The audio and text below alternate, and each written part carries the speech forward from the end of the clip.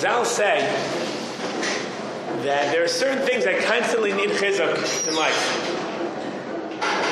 One of those things that constantly need chizuk is tefillah, is improving tefillah, is working on tefillah, maintaining ability to daven well. And I wanted to share with you one of the elements that makes it difficult to daven properly. And there are many elements, many elements. Sometimes it's just that we're rushed. Sometimes it's just that we're very busy.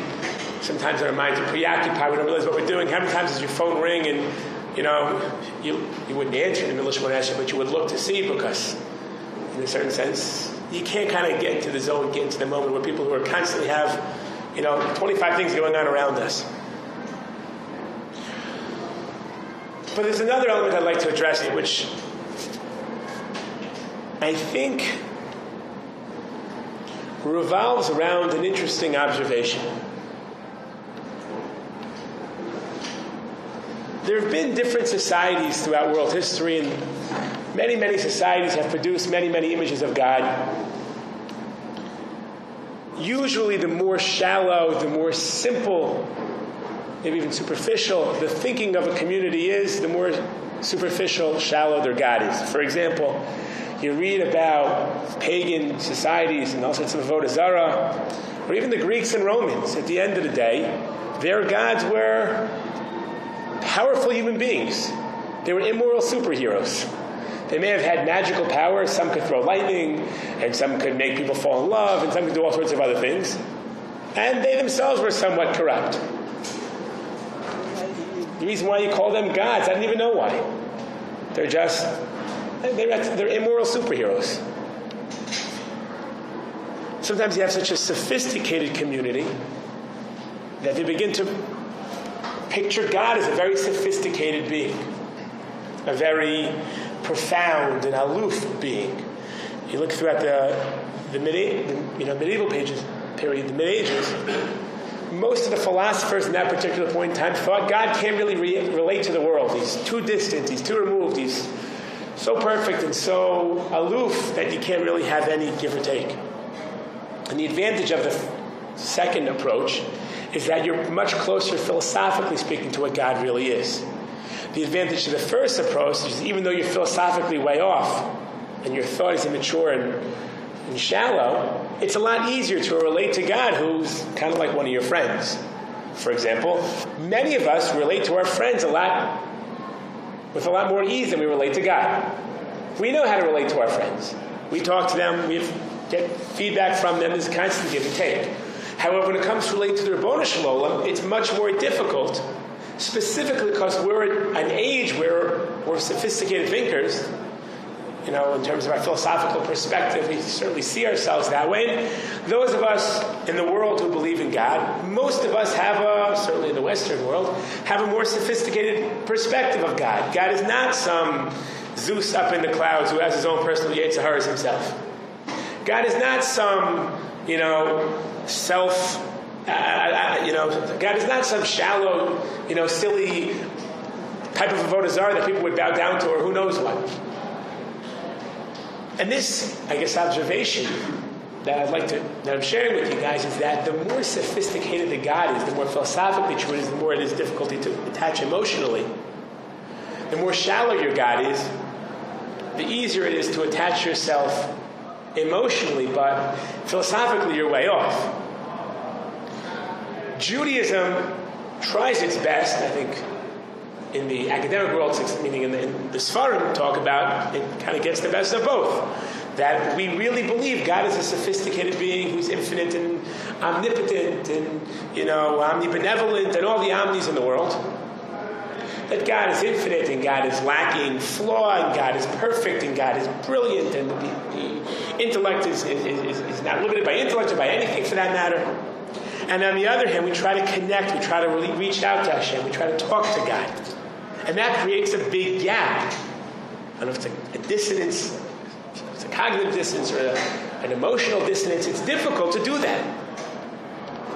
When we try talking to God, even if God's listening, we don't really expect Him to change the world because of me. And we kind of understand that. When we were younger, maybe we did.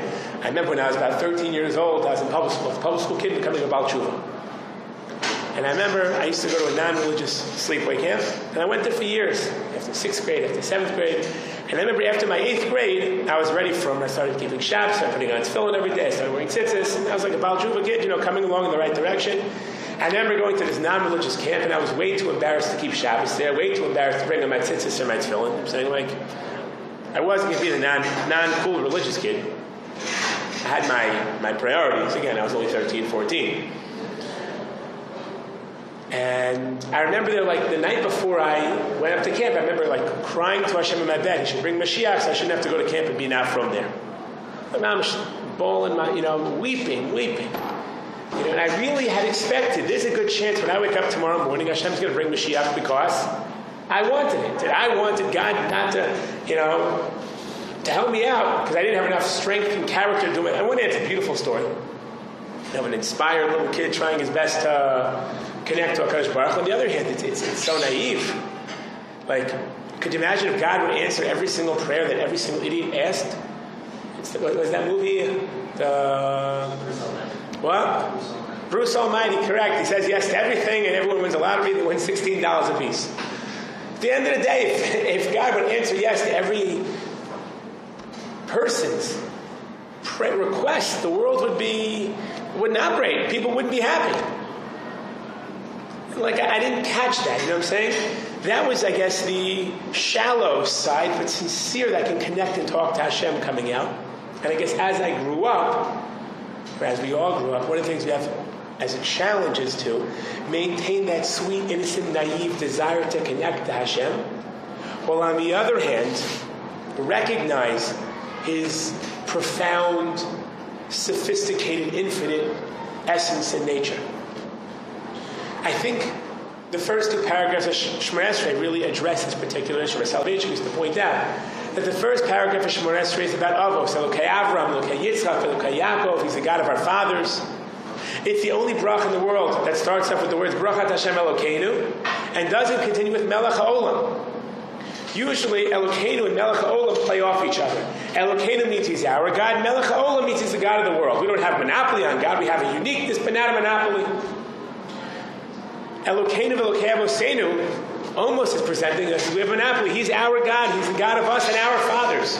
We leave out the Melech HaOlam part. And we don't just say Elokei Avram, Yitzchak, and Yaakov. We say Elokei Avram, Elokei Yitzchak, Elokei Yaakov. That each one of them has a relationship with God. He's the God of each one of them. The first bracha of Shemona Esrei is this intimate, warm, wonderful relationship we have with God where we're talking and He's listening. We're not just whispering to ourselves. And the second bracha highlights the infinite gap between man and God. I think most clearly with the phrase Mi chamocha ve'elim Hashem Mi do melach.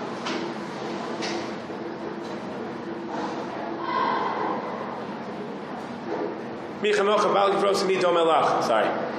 Mi chamocha bal givros mi do melach. Who is like you? Who is comparable to you? It's a rhetorical question. The answer is no one's comparable to you. And the truth is, man's understanding is only based upon things that they have experienced. The human mind cannot, certainly easily, but I don't even think at all, come up with a brand new revolutionary idea. Try to think of a brand new color, not just combining two other colors that you already had seen. Try to think of something absolutely different from everything you've ever seen in your life, experienced. You can't think of brand new things that are different from everything else. That's beyond our comprehension. For some reason, when God created the human mind, He created it so He can take existing things and reapply it, build off it, develop it, extend it. But to create from scratch something brand new, that we don't really do. And therefore, we only understand what we've seen, heard, smelled, tasted, felt, experienced. And since we've never really heard, tasted, experienced, touched, felt God, we don't really know Him at all. And that's why Tchias HaMesim is there time and time and time again. The concentration of Tchias HaMesim, that first paragraph, second bracha of Shemona Esrei, is unbelievably high. There's a very strong concentration. There's an unparalleled density throughout all its tefillah. Because Tchias HaMesim is a paradigmatic example of what really separates, so to speak, the men from, I would say the boys, but from God. God is the one who does things like Tchias HaMesim. Man does not. And that those first two brachos of God being someone we should feel close to, we can relate to, we can interact with, we can talk to, He's listening and He answers our tefillos, on the one hand. And on the other, the recognition of the sophisticated, profound Lord, the Ribono Shalom we're praying to, we're talking to. I think that really is captured by this oxymoron. This tension is captured by the first two brachos of Shemona Esrei. It's true about davening, and it's true about religion in general, life in general.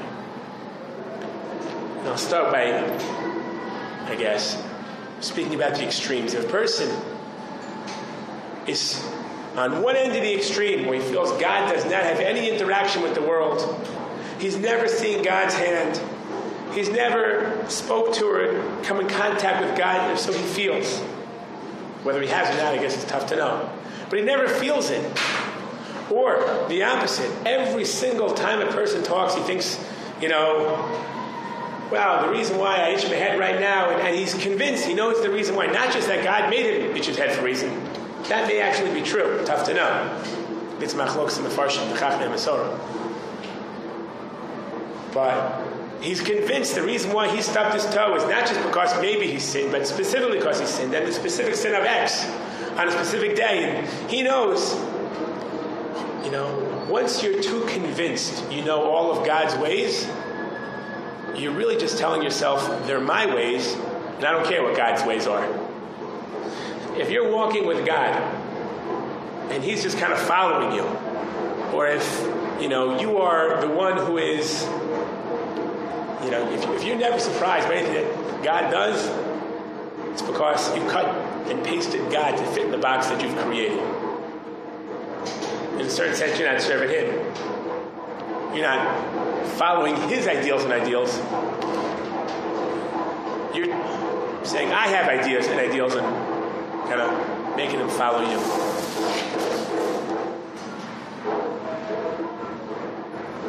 Throughout the Chachmei HaMasorah, there are different types of Gedolim, how they relate to the Ribono Shalom. Different emphasis placed on religion. Two of the extremes, I would say, one is, let's say, the Sefer HaChinuch very often talks about the more you act in a certain way, the more you become that way. The more you give to charity, the more you become benevolent. The more you take care of people who need help, the more generous you become. The more you stick to the rigid laws, the more diligent you become. And the goal of religion is to help create people of proper character, people of values and the right type of personalities, caring and sensitive and genuine, and on the other hand, with dream and with ambition, to really create wonderful people. And on the other hand, there's a well-known story of Rav Moshe Soloveitchik, that one year a Hasidic guy is blowing a shofar, and he's crying, and he's shuckling, and he's got his head under his talus, and he's whimpering and getting ready to blow a shofar in the Oav Yom Kippur, or Rosh Hashanah rather.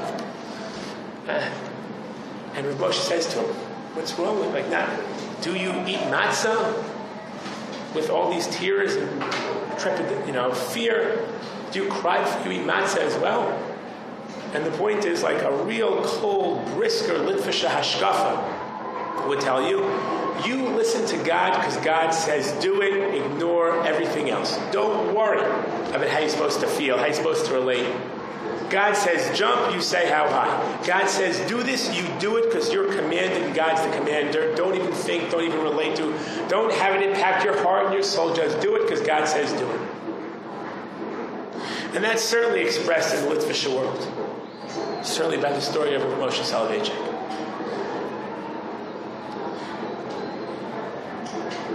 Not that Rav Moshe Soloveitchik's God was, but this style of serving Hashem is of the utmost importance, but it is somewhat more simple.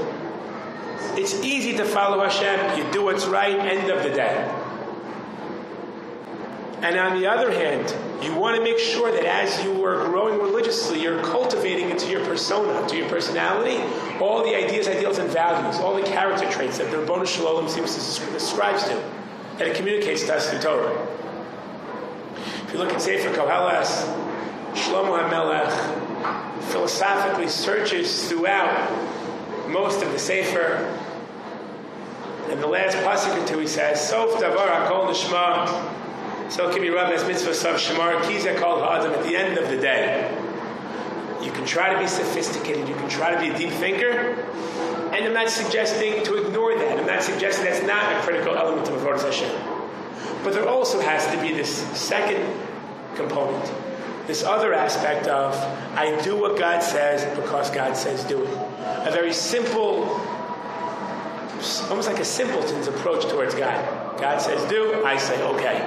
Not on the philosophical note, but on the way I serve Him area. I should serve Him as a blind servant, doing what He says because He says do it. And on the other hand, I should relate to Him as a person who has tremendous depth and meaning in his ideology, in his characters, in his, in his chumash, and I should try my best to develop that in myself, in my own religious personality. To kind of quickly summarize and conclude, you have to sometimes follow Hashem without a perfect understanding of Him, being that we're finite, He's infinite. You have to follow Hashem without pretending you fully understand. You have to follow Hashem without projecting the image you prefer Him to have upon Him. It has to be who He is and what He is, listening to Him because He says do it. That sense of dedication, that sense of commitment, that sense of I listen to Hashem because He told me to. And on the other hand, with a profound, sophisticated approach, recognizing that I'm trying to grow as an individual, I'm trying to become a dreamer, I'm trying to become a poet, I'm trying to become a thinker, I'm trying to become a loving person of humanity, of Klal Yisrael, of both. And it's true. It's more of a challenge when you're aware that God is a very sophisticated being on a philosophical note. To connect to Him, to relate to Him.